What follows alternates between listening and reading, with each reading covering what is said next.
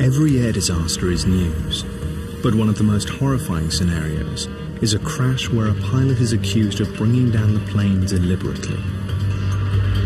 Such is the case with Silkair Flight 185. This is a story of confusion and conflict, of detective work and scientific deduction.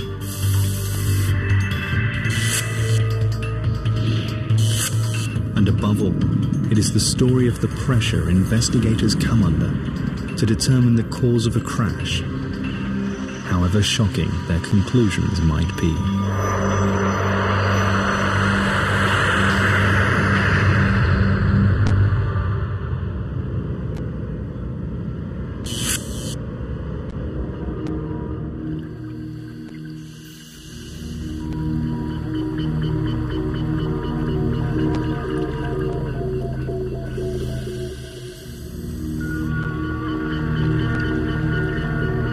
In the early days of 1998, a voice recorder is recovered from the mud of the Musi River in Indonesia. Crash investigators hope it contains a record of one of the most controversial disasters in aviation history.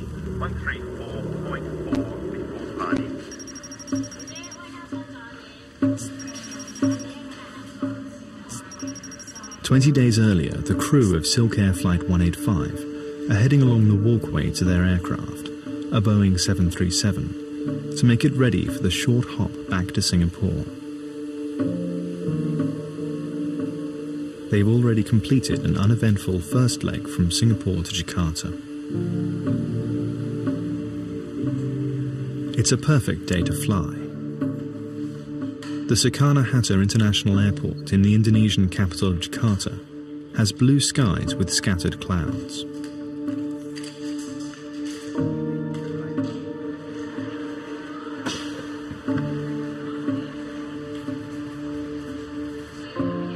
"97 passengers are joining Flight 185 for the 1-hour, 40-minute journey to Singapore. They come from 14 different countries, the oldest passenger 77, the youngest 2. They are heading to Singapore during this holiday travel season. Flaps, 5 degrees green light. The voice recorder reveals that everything is completely routine in the cockpit. 4.7 unit check. 00, 4.7, checked. Takeoff briefing? Complete. It's complete to the line.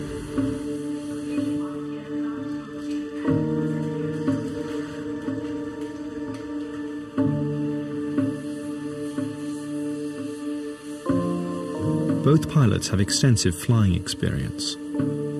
Captain Siu Wei Ming was a top fighter pilot with the Singapore Air Force before moving to Silkair. First Officer Duncan Ward has over 2,000 hours flying experience. The atmosphere in the cockpit seems relaxed. Just give me 115 seconds to put on the infant seatbelt, you know. Never mind lah. You can take quite some time. You can take up to 3 seconds.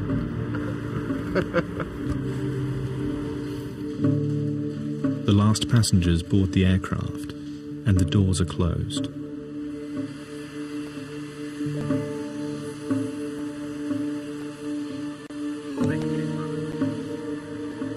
Captain Siu and Duncan Ward carry on with normal cockpit conversation as the aircraft makes its way to the main runway. Line up and wait, Silkair 185. They are also talking to the control tower to obtain clearance for takeoff. Airborne right turn, Papa Lima Bravo. Cleared for takeoff, Silkair 185. That clearance comes at 3:37, and shortly after that, Flight 185 is airborne.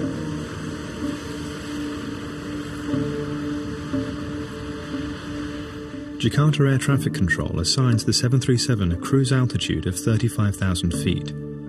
And as the aircraft passes through 19,000 feet, Captain Siu starts the familiar welcome routine. Good afternoon, ladies and gentlemen. This is your captain. My name is Su Wei Ming. On the flight deck this afternoon with me is First Officer Duncan Ward. The seatbelt sign is now off. Feel free to move around the cabin. However, while seated, for your own safety, have your seatbelt fastened.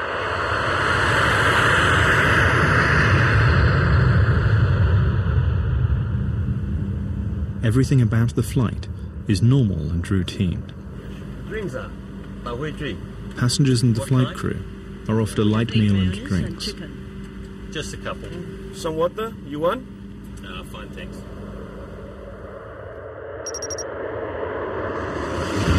"28 minutes into the flight. Go back for a while. Finish your plate. I am. Some water? No, thanks.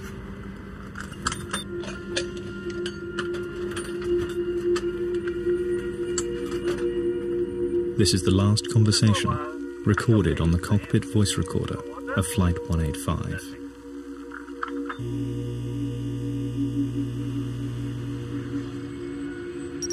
But an exchange between the control tower and Duncan Ward is recorded in Jakarta some 5 minutes after that final conversation between captain and first officer. Silkair.185, you were just passing a beam pilot bus. It's not known whether Captain Siu has returned to the flight deck at this stage, but Duncan Ward responds to the call, giving no indication of any problem on board. Silkair.185, roger. 134.4 before party. Just over a minute later, Indonesian radar shows the plane beginning a rapid descent.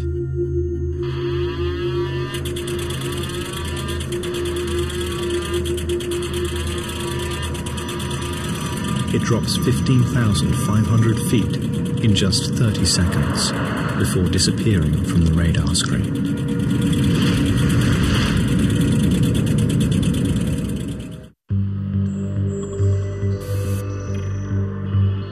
Planes are designed not to crash, and yet they do. And some of the world's top aviation minds are employed to find out precisely why. The air crash investigators.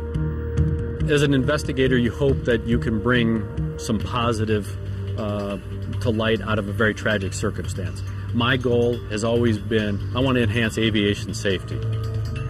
On December 19, 1997, Silkair Flight 185 disappears from the radar screen while on a routine flight from Jakarta to Singapore. There's no emergency call from the crew. I was working, and then the plane came from that side. It made a sound like rah, and then it made a U-turn to that side and crashed into the river with a big boom and a water splash. The village of Sukamaju sits on the bank of the Musi River near Palembang in Indonesia. This peaceful setting is shattered when Flight 185 smashes into the river just hundreds of yards from this small community. The villagers immediately launch their boats, but find only small pieces of debris and personal items. There is no trace of the 104 people aboard the aircraft.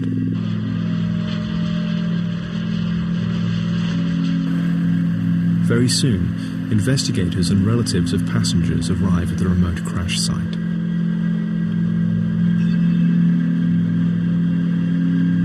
It's clear to all that no one could have survived the devastating crash.